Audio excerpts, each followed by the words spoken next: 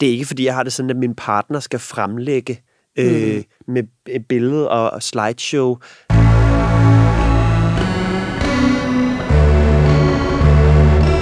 Du har ringet til Hemmeligheder på P3. Tak for din hemmelighed. Vi lover at passe godt på den. Velkommen til dagens episode af Hemmeligheder, hvor vi endnu en gang skal vende nogle af alle jeres fantastiske og gode hemmeligheder, som I har sendt ind til os. Jeg har været meget heldig at få fornemt besøg endnu en gang her i studiet i dag af 2 dejlige mennesker. Den første, jeg vil præsentere for jer, er Svea S. Du er sangerinde. Ja. Og i dag også med i Hemmelighedspanelet. Velkommen til. Tak. Og den anden, det er dig, Anton Hjejle. Du er skuespiller.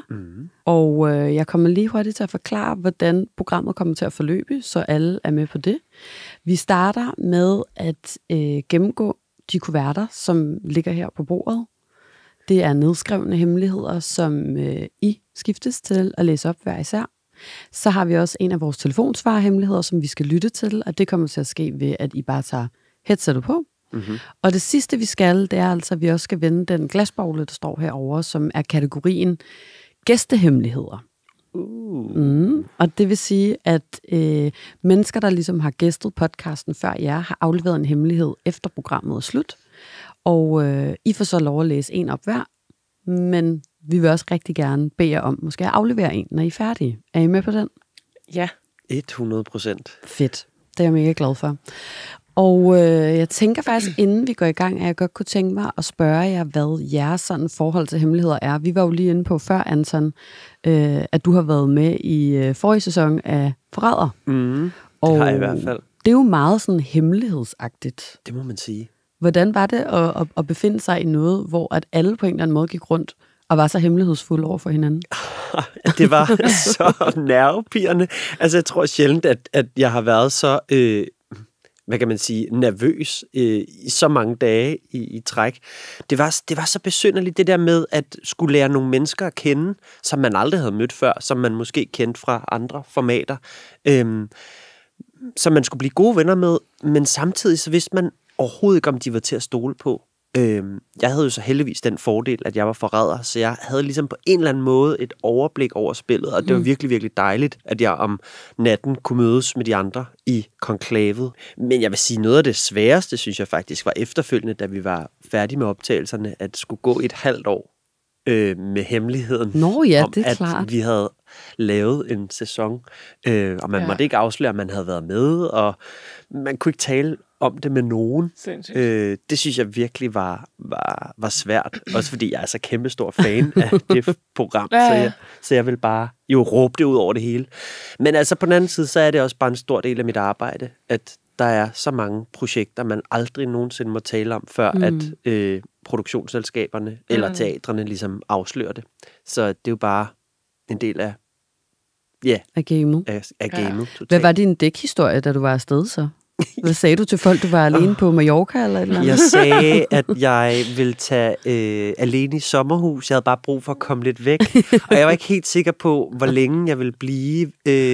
Men jeg tror også, at jeg ville nok komme til at slukke min telefon lidt. Og bare og der var flere efterfølgende, der bare havde været sådan, som var blevet bekymret for mig, fordi det var sådan noget, jeg aldrig nogensinde kunne finde på. Jeg ved ikke, hvad der gik af mig, okay? Men jeg præcis dig alene i et sommerhus. Jeg tror, der var flere, der havde lyst til at ringe til mig, altså at være sådan, er du okay? Ja. Gud, det havde jeg ikke engang tænkt over, det der med, at man selvfølgelig skal finde en dækhistorie for, hvor man er henne. Ja, og det er jo det er næsten 2 uger, ikke? Man skal være væk, og du må kun sige det til én person. Det er godt nok lang tid at være alene i sommerhus i hvert fald. Ja, det skal jeg aldrig brug for alene. Ja. Hvad med dig, Svea? Hvad betyder en hemmelighed for dig?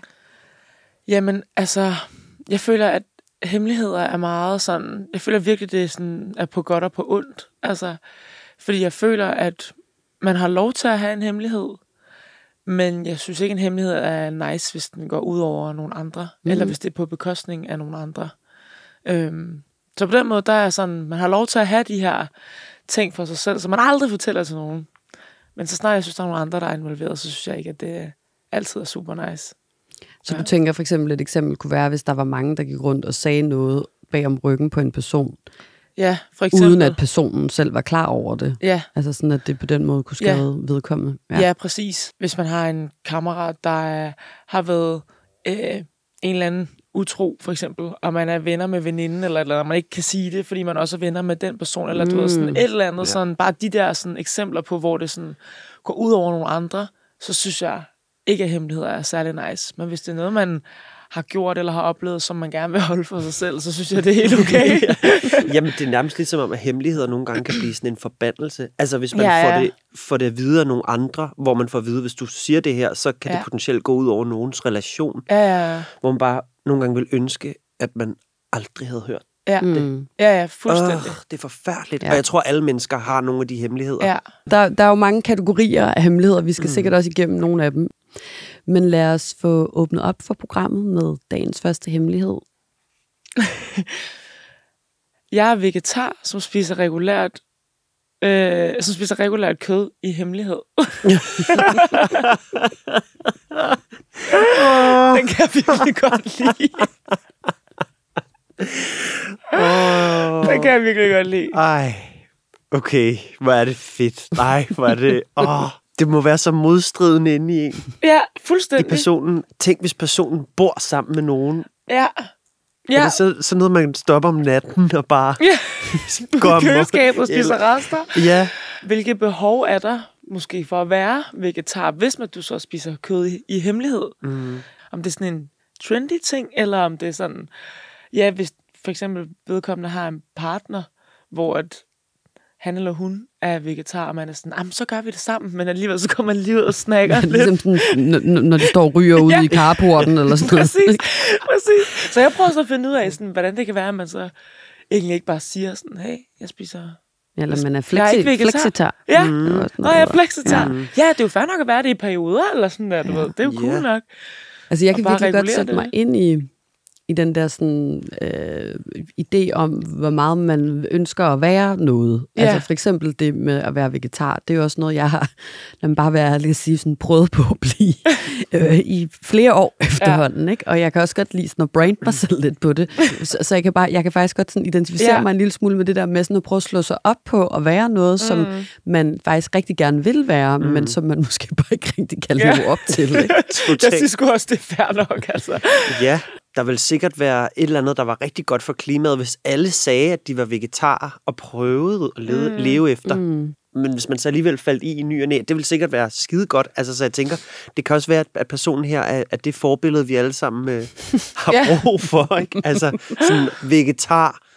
Men nogle gange så spiser jeg også en stor fed sjag. Eller et eller andet. Ikke? På vej hjem fra byen. Ja, eller præcis. Et eller andet, ikke? Altså, så kan man ikke dy sig. Ja.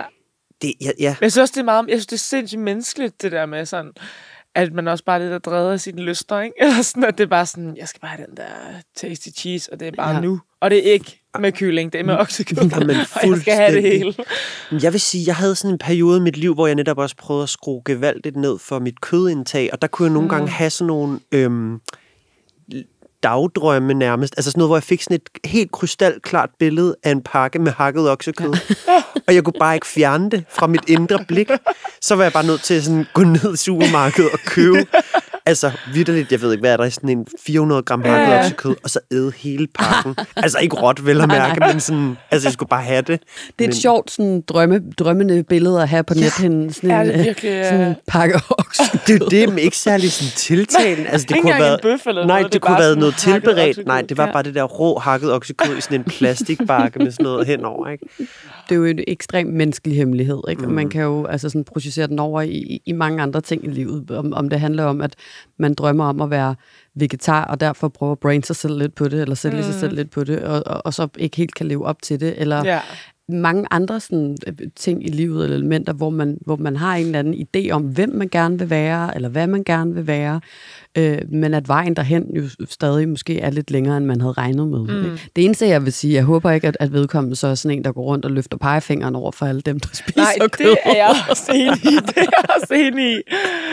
Men ellers en fantastisk hemmelighed. Ja, det, jeg synes også, det var meget god. Vil du tage den næste, Anton? Ja, det vil jeg. Min veninde ved ikke, at jeg datede hendes kæreste, lige inden de kom sammen. Det er 3 år siden nu. Tænker stadig på, om jeg skulle have sagt noget. Så de har været kærester i 3 år, hvor hun ikke har sagt noget? Ja.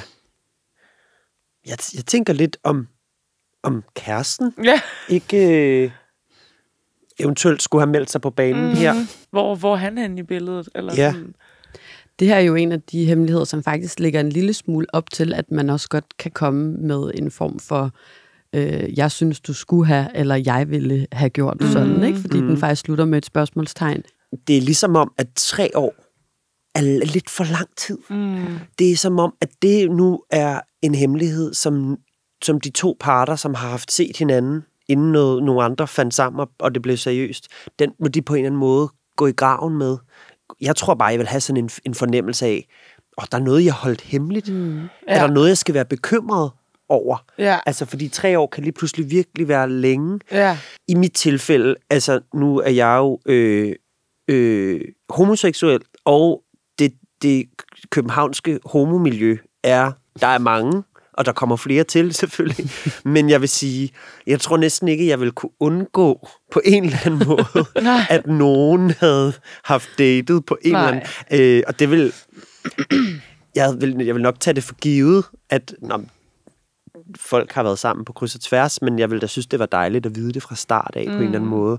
Det er ikke, fordi jeg har det sådan, at min partner skal fremlægge med billede og slideshow. Den her har jeg været sammen med på det her tidspunkt. Den her var jeg sammen med 2 gange. Den ene gang var på det her toilet. Altså, så detaljeret behøver jeg ikke. Men jeg synes bare, det er da spændende. Og det er da også interessant at vide, hvem ens partner tidligere har haft relationer til. I virkeligheden mest alt jo for at blive klogere på sin partner. Men det her... Altså, synes I ikke, at 3 år, det er for lang tid? At gå med sådan en... Kan man smide den på bordet efter 3 år? Altså, jeg ved ikke, jeg er faktisk virkelig splittet omkring den, synes jeg, fordi at for mig, så tror jeg også, det kommer an på sådan, altså, hvor længe datede veninden ham fyren der, inden at hun blev fandt sammen med den anden. Der er også forskel på, hvordan man dater. Altså, var det sådan en, ringer lige om natten efter en bytur, og sådan, hej, og så måske spiser noget morgenmad, eller er det sådan en mere seriøs? Fordi så føler jeg helt klart, at der skulle nok have været blevet meldt ud til at starte med. Jeg tror, jeg havde meldt ud til at starte med. I hvert fald, fair nok, hvis man lige er sådan, ja, det er min kæreste, og så sådan, hej. Så kunne det godt være, at man lige skulle sluge den. Som du siger nu, hvis de sagde det nu, jamen, der er jo sikkert ikke noget i det for nogen af deres sådan vedkommende. Men det kan, som du selv siger, hurtigt godt virke som om sådan, hvorfor har jeg ikke bare sagt det, hvis der ikke var noget i det? Er det fordi, det har været sådan... Så kan den godt blive sådan lidt... Det er nemlig noget af det, jeg stusser over først, når jeg hører hemmeligheden. Det er det der med, hvis personen, der har skrevet ind til os, har datet ham her, men at veninden ikke ved det. Ja. Hvor tætte er de så egentlig, ikke? Og hvor seriøst har det så været? Eller sådan, ikke dermed sagt, at personen, der har skrevet ind til os, ikke kan have haft nogle store medrivende følelser eller et eller andet.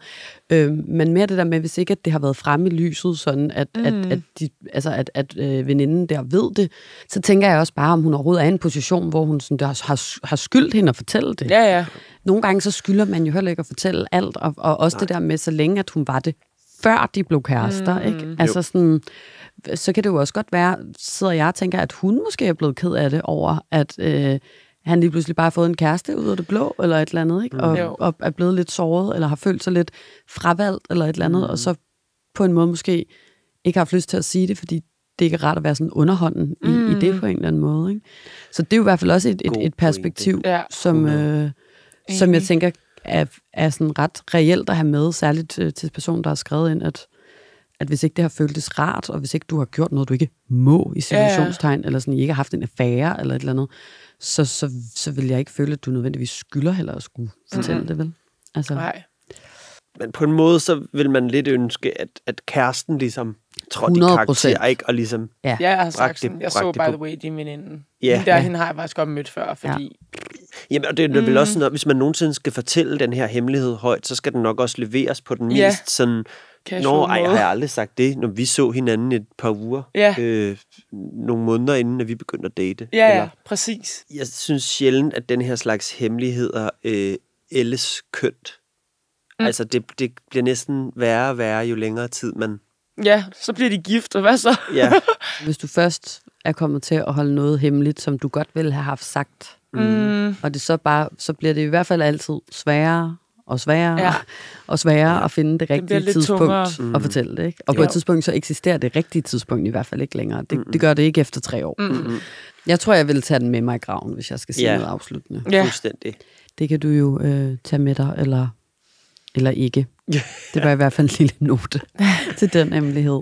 Lad os få rundet den af, og så gå videre. Der står, jeg føler mig klogere end andre mennesker, og keder mig ofte i andres selskab. Men det er en følelse, som jeg tror, alle mennesker har på et eller andet tidspunkt i livet, i en eller anden sammenhæng. Ja. Kan du komme med et eksempel på det? Nu? Nej, slet ikke. Overhovedet ikke. Jeg føler, vi er alle sammen eksperter på det her område, hemmeligheder. Jeg tror, som forsvarsmekanisme, der kan jeg bruge det. Hvis jeg for eksempel er i et selskab med rigtig mange, der arbejder inden for det samme felt. Min kæreste, han er statskundskaber. Hvis jeg er sammen med min kærestes gamle studiekammerater fra statskundskab, og de begynder at tale om deres fag, så kan jeg godt føle mig virkelig dum. Og for ikke at gøre det, så kan jeg jo så kan jeg tænke, når de er virkelig, virkelig dumme, fordi de aner ikke noget om min verden. Og så kan jeg sidde og snakke om den, og komme med alle mulige kloge refleksioner om skuespilfaget, og være sådan... Men det er måske ikke... Det er måske netop, fordi jeg bare ikke kan følge med i deres samtaler, at jeg kan kede mig lidt. Så jeg tænker måske, at jeg kan bruge det lidt sådan nogle gange som sådan en forsvarsmekanisme. Jeg synes, det er en ret fin pointe, det der i virkeligheden. Fordi jeg tror, der er mange, der kan have det på den der måde, at jeg forstår ikke dig, så du er dum. Eller jeg er ikke enig med dig, så du er dum. Eller sådan, det du gør er sådan, skræmmer mig næsten, så det er forkert. Eller sådan, ikke? Det er jo sådan, de fleste konflikter i verden i virkeligheden er opstået og stadig opstår. Ikke? Så det er jo en ret god pointe, det der med, at nogle gange kan det også bare være, fordi man ikke måske forstår de mennesker, man står overfor, at man kan kede sig eller dømme dem på en eller anden måde, og så have brug for at sige til sig selv, at man heldigvis er det rigtige sted. Ikke? Og der er det jo en rigtig god huskeregel på en eller anden måde at skrive sig bag øret, at nogle gange skal man måske prøve at være mere nysgerrig på det, man synes er kedeligt eller dumt eller forkert eller et eller andet. Ikke? For om ikke andet at prøve at forstå. Der er selvfølgelig nogle ting, hvor jeg er klogere end nogle andre er på det, som du også selv sidder og siger, ikke? Men jeg tror meget det der med sådan at kede sig i andres selskab, jeg tror det er mere det den, hvor jeg sådan godt kan være lidt mere sådan tilbøjelig til, eller sådan, jeg synes ikke, jeg havde min sådan gruppe af mennesker i gymnasiet, og følte mig egentlig ofte sådan ret ensom. Og der tror jeg sad og var sådan, mand, I er bare... dumme og grimme. Ja, jeg keder mig også, og det er bare nederen. Men igen, det tror jeg også det handler om, at sådan, hvis man ikke har fundet, fandt sin sådan, gruppe, så kunne man godt hurtigt være sådan, så fuck jeg. Så havde jeg mine venner ude for gymnasiet, som jeg synes var, som ikke kedede mig. Jeg synes, det er sjovt, fordi jeg kommer faktisk meget til sådan, at tænke på nogle af mine sådan, nærmeste relationer, når jeg hører den der hemmelighed, hvor at jeg godt nogle gange kan kede mig, når de fortæller noget. Nogle af mine venner, og nogle gange min kæreste, kan være ekstremt langsom om at komme hen til en pointe. Enten fordi de, ligesom jeg selv, elsker at entertaine med en historie og fortæller hver en lille detalje og bygger den op og alt muligt. Og jeg kan ofte godt sidde og tænke, jeg ved jo godt, hvad du vil sige. Yeah. Så kom nu bare frem til pointen. Og det ligger sig jo en lille smule op af det der. Og det er ikke nødvendigvis, fordi jeg føler mig klogere, men overhovedet, eller det er det ikke helt generelt. Jeg synes, både min kæreste og mine venner er ekstremt kloge, og vi ved alle mulige forskellige ting og sådan noget. Men jeg kan stadig godt sidde og føle sådan, jeg kunne have formuleret dette bedre, jeg kunne have fortalt dette sjovere, eller sådan noget. Det vil jeg da gerne krybe til kortet og sige, og det tror jeg sådan ligger sig en lille smule op af det der i hvert fald, ikke? Og det er faktisk en følelse, som er sådan lidt skamfuld i virkeligheden, synes jeg, fordi den er jo ikke køn. Altså, og det ser heller ikke kønt ud, hvis man er den, der lige pludselig er sådan. Nej. Det min kæreste gerne vil sige, er i virkeligheden bare det her. Godt. Eller rejser sig op, fordi du har hørt historien, så det sådan, jeg tager lige køkken, mens du fortæller færdig. Jeg tror, du har ret i, Anton. Startede du ikke ud med at sige, jeg tror, vi alle sammen kommer til at sidde i sådan en situation på et tidspunkt, ikke? Fuldstændig. Ja. Og nogle gange, så tror jeg, vi tænker det helt oprigtigt. Gud, hvor virker de latterlige eller dumme? Eller det kan også være i en politisk snak, eller et eller andet, hvor nogen har et andet standpunkt, end det, man selv har, og hvor man kan tænke, gud, nogle idioter. Men jeg synes, noget af det fedeste er i virkeligheden, når man keder sig, det er virkelig lave en leg for sig selv, som hedder, hvordan kan vi to, som overhovedet ikke har noget til fælles, hvor kan vi finde noget at være enige om? Det synes jeg kan være, altså redde mange familiesammenkomster, påsker, konfirmationer, sådan noget, ikke? Kan det virkelig være dejligt at sådan udfordre sig selv, i stedet for at tage afstand fra folk, så bare løbe direkte ind i dem og være sådan... Det kan jeg også meget godt lide, fordi man også sådan, det der med, man kan godt nogle gange sådan give lidt op, hvis man så er blevet placeret ved en eller anden, hvor man er sådan, okay, vi kommer der aldrig i snak. Jeg kan meget godt lide det der med at være sådan, prøve at finde ud af, hvor man kan faktisk finde ud af et eller andet. Så med den her hemmelighed, tænker jeg, at det også bare, det kan være en opfordring til, at når du tænker, at nogen er dumme, så find ud af, på hvilke punkter er de lynende intelligente. Jeg synes også, at man godt afslutningsvis skal sige, både din pointe der, Anton, det er jo nok ofte er, fordi man bare ikke forstår mennesket, man sidder overfor. Og ellers måske, det har jeg i hvert fald erfaret, er noget, man skal arbejde med sig selv. Altså er det, fordi man er utålmodig, eller sådan, ikke har så høj en tolerance over for den måde, det menneske, der sidder over for en, agerer på, eller er på, eller fortæller noget på, eller sådan.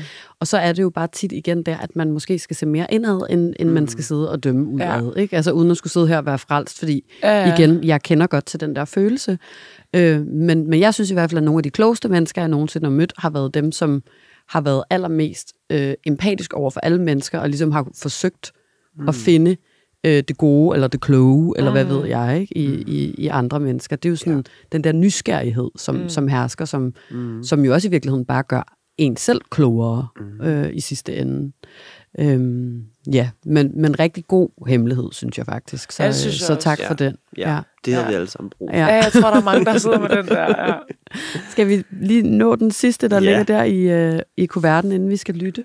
Jeg kan ikke lide min far, har ondt i maven over vores relation, men føler, det forventes af mig at opretholde den.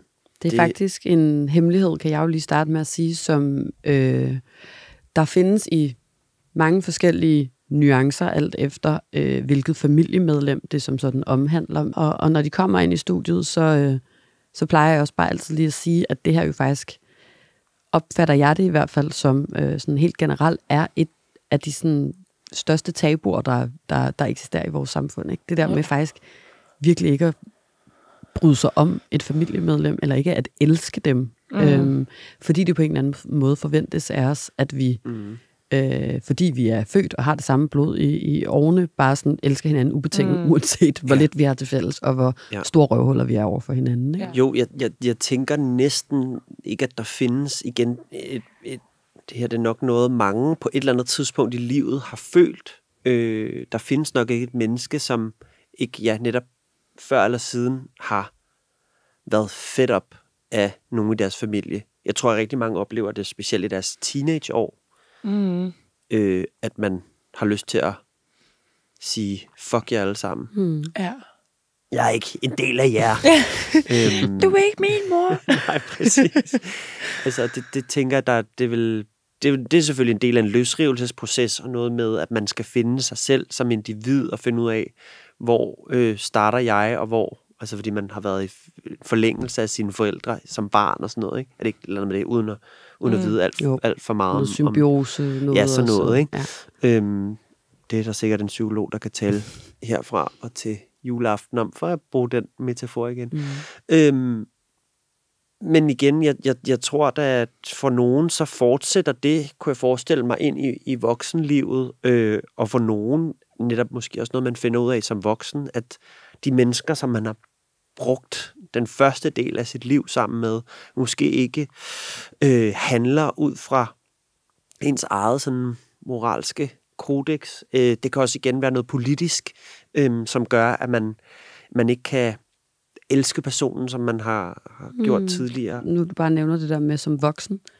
når man ligesom bliver voksen og får nogle andre briller på, og kan ligesom sådan se tilbage på sin barndom, eller sin opvækst på en eller anden måde, er der jo også nogle gange nogle ting, der kan gå op for en, opdragelsesmæssigt, eller altså sådan, som man måske ikke har forstået, eller afkodet, før man ligesom kunne se det i det perspektiv, ikke? Og så kan man jo næsten også blive skuffet, eller såret, eller vred på bagkant, og tænkt, gud, de konflikter, vi havde dengang, det var jo ikke mig, der startede dem, eller den måde, I håndterede det her på, eller de her ting, jeg ikke måtte, eller du var aldrig hjemme, eller hvad ved jeg, ikke? Som man jo nok godt lige pludselig også kan mærke, hvordan har sat sig i en, når man er blevet et voksen menneske, der skal klare sig selv. Og så konsekvensberegne, sådan, hvordan har det sat sig, eller hvorfor har det gjort det, ikke? Det er jo virkelig svært, sådan det der med forældre, fordi det er jo noget, man er født ind i. Og jeg synes, det er mega ærgerligt, når der er nogen, der sidder med den følelse, at de ikke har en god relation til deres forældre. Jeg har altid haft det sådan, at det er svært at ændre på ting, hvis man ikke siger det højt. Fordi jeg synes, at alle skal have en chance for at gøre noget om, hvis de ikke ved, at det, de gør, ikke er nice. Ja, udadtil er der måske noget, der forventes, men jeg føler også, at man skal tale med forældrene om det, hvis der er et forum til det. Og det er jo virkelig svært at sige, for det kan også være, at der på ingen måde er et forum til at kunne tale om det. Men jeg føler, at det er begge parters ansvar at prøve at få det til at fungere på en eller anden måde. Det er okay, hvis man ikke har alt muligt til fælles. Men så, som du også siger, så kan det være, at man kan finde et eller andet og matche over dem. Så behøver man ikke at elske beyond all limits, den her forældre her. Altså sådan, men man kan godt sidde i rum sammen og drikke en kop kaffe og sige, nå, men tak. Og det er pisse ærgerligt, det ikke er mere end det. Fuldstændig. Altså, jeg vil da også sige, i mit eget liv, der er der perioder, hvor at jeg har virkelig meget brug for at se mine forældre og tale med dem om alt muligt, der rører sig i mit liv. Men der er der også perioder, hvor jeg ikke har så meget brug for dem, og hvor jeg kan mærke, det er dejligt lige bare at være voksen i mit eget liv, og jeg behøver egentlig ikke at have nogen inputs fra dem, der opdrog mig. Men jeg tænker i forhold til den der følelse af, at der er en forventning om, hvordan en relation skal være, der tænker jeg også, at hvis lytteren her, som skriver ind, er voksen, så er det måske også på tide at selv definere, hvad relationen skal være, og ikke læne sig op af, hvad det er forventet, men finde ud af, hvad har jeg brug for i mit voksne liv, at have for en slags relation til min, det her tilfælde, far. Det kan være, at vedkommende har en mega god relation til sin mor. Det tænker jeg, det er da dejligt. Det skal man bare værne om. Og med faren, der kan det være et påhæng. Det behøver ikke være en, man ser sådan en og en. Det kan være en far, som man ser, når man er i sammenhæng med resten af familien. Det kan være en, man lige sms'er med i ny og næ. Jeg tænker ikke, at man behøver sådan at holde krampagtigt fast i, en relation skal være noget bestemt. Det bestemmer man selv. Der er jo mange tanker og refleksioner der, som man kan tage med sig videre, hvis man er den, der sidder i den her situation. Der er ikke regler for, heldigvis, hvordan vi skal være i familie sammen, og hvis man ikke kan lide andre mennesker, så er det som regel det bedste at på en eller anden måde prøve at trække sig så meget, som man kan, og det er jo ikke noget, man skal skamme sig over, synes jeg. Tværtimod, så skal man jo være stolt af, at man kan mærke efter og sætte nogle grænser, ikke også? Det bliver bare aldrig nemt ikke at kunne lide sin egen mor eller far. Nej, det tror jeg bare, vi må stå en stor streg under. Altså, og der kan jeg bare lige igen sige, at rigtig mange mennesker, der skriver ind, at de har det sådan der. Ja. Hvis det kan være en hjælp i hvert fald. Nu skal vi til telefonsvarhemmeligheden. Ja. Jeg har lige smurt noget af min menstruationsblod ud i min eksmands Tesla. Fik bare sådan lyst til at gøre et eller andet, der virkelig var mærkeligt. Fordi jeg er så vred på ham. Ja. Okay. Spicy. Det synes jeg er en vidunderlig hemmelighed. Hold kæft, mand. Den vil man da gerne have på CV'et på en eller anden måde. Det synes jeg kan næsten bare kun sige respekt. Fedt. Det lyder lidt som om, at lytteren her har sådan en hævnlyst. Og jeg synes sjældent, at det at hævne sig, det kan særlig meget. Men her, hvor at det går ud over et objekt, altså noget, der er ligesom sådan ligegyldigt. Altså, man kan sikkert, jeg ved ikke, hvad interiøret er lavet af i sådan en slags bil, men man kan sikkert tørre det af med en klud, og så er den skidslået. Så synes jeg sgu bare, så kan man sgu godt tillade sig at... Det er jo sådan lidt Sys Bjerre anno 2025 over det på en eller anden måde, ikke? Fuldstændig. Så er det slut med Xbox og tøj ud af lejligheden, så er det bare menstruationsblod ud over Teslaen. Jeg er meget sådan fascineret af vrede, og ikke, jeg er egentlig enig med dig i, Anton, at hævn generelt meget sjældent bringer særlig meget godt med sig. Altså det er sjældent, at man sidder efter, man har fået sin hævn, og egentlig har fået det bedre, eller sådan. Ja. Men det der med at være sådan meget vred, særligt også i forhold, eller eks-forhold for den sags skyld, men det der med sådan, først er man ked af det, men når man når til den vrede fase, så er det der, det begynder at blive lidt nemmere på en eller anden måde. Det er i hvert fald min egen erfaring. Og jeg synes bare tit, at vrede, det kan vendes til så meget kraft, og altså sådan power, og også nogle gange sådan nogle lidt skøre ting, som sådan noget her, ikke? Som, ja, altså, jeg synes også, der er noget vidunderligt over det på en eller anden måde. Også fordi jeg tænker, at jeg har i hvert fald siddet i et par Teslaer, og de har haft nogle sæder, hvor jeg ved, at det kunne bare tørres af med en klud, hvis det var bare, ikke? Og hvis ikke, så kan det også være, at han havde fortjent det. Jeg ved det ikke. Jeg ved ikke, hvad han har gjort. Men. Jeg tænker, man må i hvert fald, hvis man skrider til yderlighederne på den måde, så må der virkelig have været en idiot, der kører rundt i den Tesla.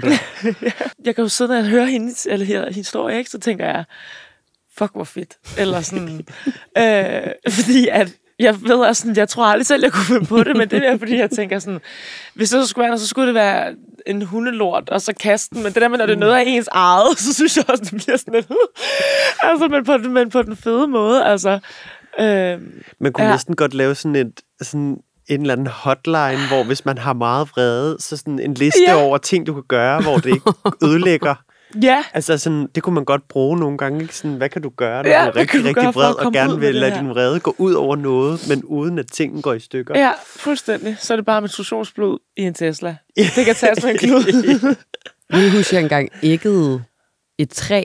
Altså, sådan, det var noget, vi gjorde. Vi æggede, altså, det var ikke noget, vi gjorde. Jeg kan huske, der var nogen i den by, jeg kommer fra, som på et tidspunkt var der sådan en tendens, hvor man æggede folks huse. Hvad betyder ægge? Det betyder, at du køber en bakke æg. Det vil man jo aldrig gøre i dag, for det er alt for dyrt. Ja. Men det her, det er jo så også 20 år siden, eller sådan noget. Der var priserne lidt nede, og der var heller ikke lige så stor fokus på madspild og den slags. Og der køber man en bakke æg, og så laver man sådan drive-by-agtigt, og så fyrer man bare æg ind på et hus, eller på et træ, eller på en cykel, eller på en bil, eller et eller andet. Ikke? Men det kan jeg huske var noget, som særligt drengene gjorde i en periode, for sådan at drille hinanden og pisse hinanden af, eller hvis de var meget sure på nogen. Og så mig og mine veninder, vi gjorde det også på et tidspunkt, hvor vi var rigtig sure på en fyr. Så kørte vi også forbi, og så æggede vi turde ikke kaste på huset. Så vi æggede et stort træ ude foran forældrenes hus. Og jeg tror aldrig nogensinde, der var nogen, der opdagede det. Men det er, sådan, det er i hvert fald lige sådan noget af det, der pops to my mind. Outrageous ting, jeg har gjort i mit liv. Men det kan i hvert fald... Det var en dejlig følelse, kan jeg huske. Men skøn hemmelighed, som jeg faktisk også måske lige kommer til at tænke på her. Ikke nødvendigvis er så hemmelig. Fordi man ikke, at han har fundet ud af, at der er blod inde i hans Tesla. Medmindre han har sorte sæder, og det der... Og der aldrig sidder nogen bagved, eller det forestiller mig det på bagsædet. Jeg ved ikke hvorfor, men i hvert fald en hemmelighed, som har meget kraft i sig på den ene, og på den anden måde, kan man måske også slå fast.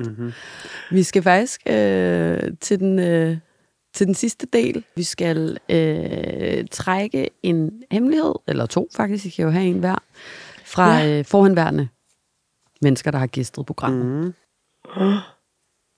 Jeg har været 2 utro på samme tid. Det kan jeg slet ikke forstå. What? Så vedkommende har datet 3, men været i forhold med en. Det er sådan, jeg læser den. Det lyder stressende, af min første tanke i hvert fald. Ja, det tænker jeg også. Jeg tror også, at uden at sige alt for meget, men det, altså, hvis noget her udspiller sig over længere tid, ikke, så kunne man måske godt tale om, at det var en, der skulle gå i noget terapi på en eller anden måde. Ikke? Jo. Hvis vedkommende i hvert fald gerne vil undgå at få menstruationsblod i sin Tesla. Oj, det er hardcore.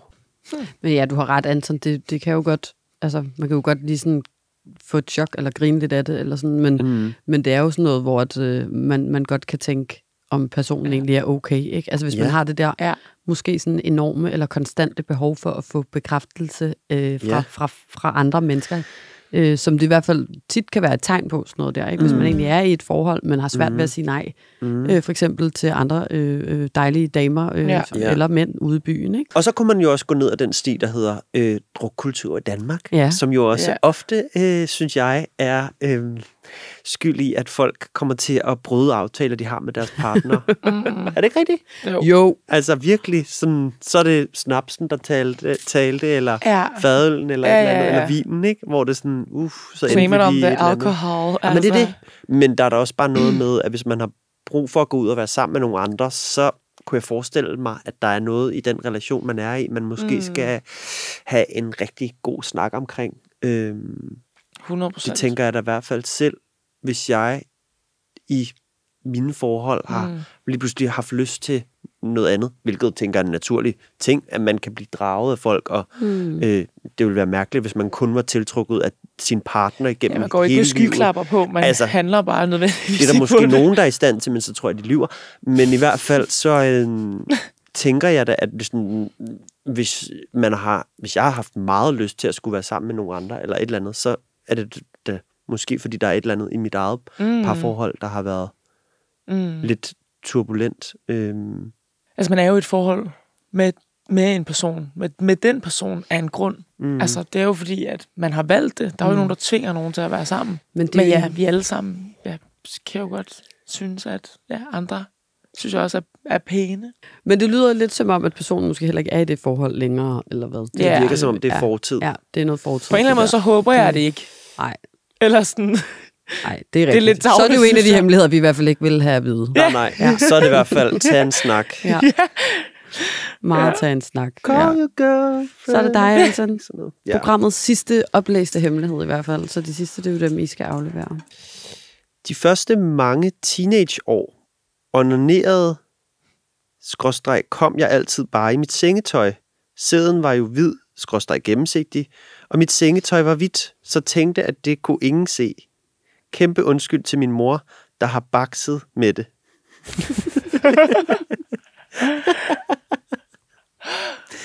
Det kan jeg godt lide. Det er fandme sjovt.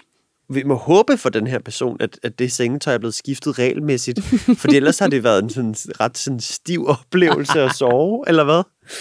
Ja, det tænker jeg. Jeg forestiller mig sådan ret sådan lidt crunchy oplevelse. Der har i hvert fald været sådan nogle pletter på rundt omkring på sengetøjet, så er det blevet sådan helt stivnet. Ja, også hvis vedkommende har gjort det meget, ikke? Det gør man jo som teenager. Altså, det gjorde jeg, havde jeg da i hvert fald perioder, hvor da jeg fandt ud af, hvad det var. Eller man kunne det, var det sådan her. Sådan, rart, hvad det? All the time.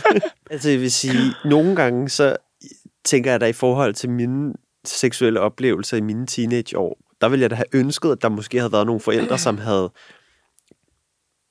bedt deres børn, eller deres unger om at gøre lidt mere rent, eller også, at de havde skiftet sengetøj og laner og fjernet sokker. Altså, fordi jeg synes da virkelig, at jeg har hygget mig på nogle teenageværelser som teenager, hvor jeg var sådan... Og der var lidt ulækkert. Ja, eller sådan, det her lagen er da lidt stift, var. Sådan kan jeg jo stadig godt få det, når jeg er hjemme med mine veninder, som bor med deres kærester. Ja. Hvis vi skal lave hyggeaften, og dynerne kommer op på sofaen, så kan jeg faktisk godt sådan ligge og være sådan, ej, hvor dejlig. Og så bare være sådan, din kærestes alt muligt, eller dit, for den sags skyld, eller sådan, er på de her dyner. Ja. Eller sådan. Altså, jeg har det svært ved at slappe af i det sengetøj. Jeg er glad for, at du siger det, fordi jeg kan ikke andre menneskers dyner. Det kan jeg bare generelt ikke. Nej. Ingen gang tror jeg nærmest sådan mine forældre. Altså, det, er sådan, det skal jeg bare ikke. Det er sjovt egentlig, fordi jeg har seriøst, jeg har aldrig rigtig sådan tænkt over det der. Altså, vi sidder og siger det nu. Eller sådan... Jeg har altid tænkt sådan, tror jeg, da jeg har været hjemme hos nogle af mine venner, da jeg var sådan der sådan teenager, der tror jeg altid, jeg var sådan, du bor da meget fint. Jeg tror aldrig, jeg rigtig sådan tænkt. Jeg føler mig helt sådan der dum nu. Nej, jeg tror i virkeligheden, du er den, som har det på den måde, som alle burde have det. Ja. Altså, jeg er bange for, at vi kommer til nu plante et frø. Ja. Men altså, jeg tænker, den her hemmelighed, skøn. Jeg vil gerne være en flue på væggen, hvis vedkommende fortalte det til sin mor en dag, og se mors reaktion. Ja, jeg tænker også bare på den dag, man egentlig selv bliver mor. Altså sådan, og skal ind til sine børn og være sådan... Ja. Ej! Ja.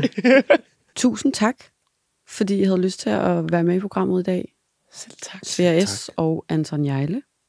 Nu vil jeg høre, om I vil tage et af de små blå papirer derovre, og så skrive en hemmelighed ned, imens jeg bare lige runder programmet af. Så er der ikke andet at sige end tusind tak til dig, der har lyttet med til dagens afsnit af Hemmeligheder, og selvfølgelig også en kæmpestor tak til jer, som har bidraget med hemmelighederne til dagens program. Både de skrevne og selvfølgelig også på telefonsvaren. Skulle du have lyst til at dele en hemmelighed med os, så er du selvfølgelig mere end velkommen.